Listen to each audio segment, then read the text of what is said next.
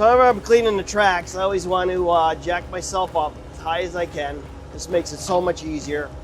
It saves a lot of time and energy. Trying to get down your hands and knees, you can see it real well when you do this. Just be careful getting out. So using the Quickie track cleaner, it's super tight in here. To get a shovel in there, it really doesn't work.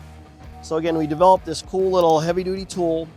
Got the pick on the end, so if you got even frozen dirt or materials stuffed in your bucket, you can kind of break that up. So it's got a lot of advantages, but we developed it specifically for cleaning the tracks.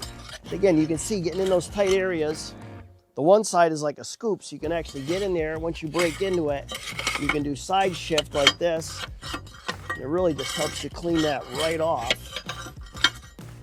Pretty effortless.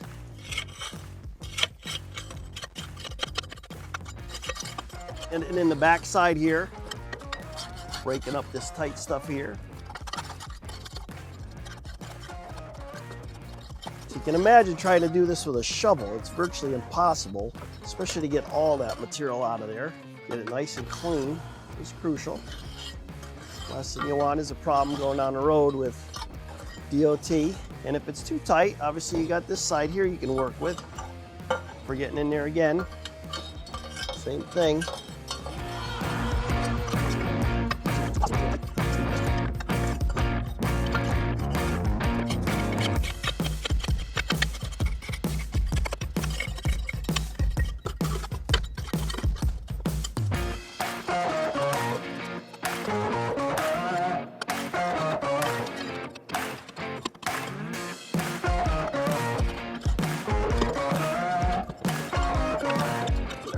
Before I run it up on a trailer, just always want to run the tracks. Again, this Mechalak 6.5 mile an hour machine just gets rid of that dirt really quickly. Just go down nice and gentle.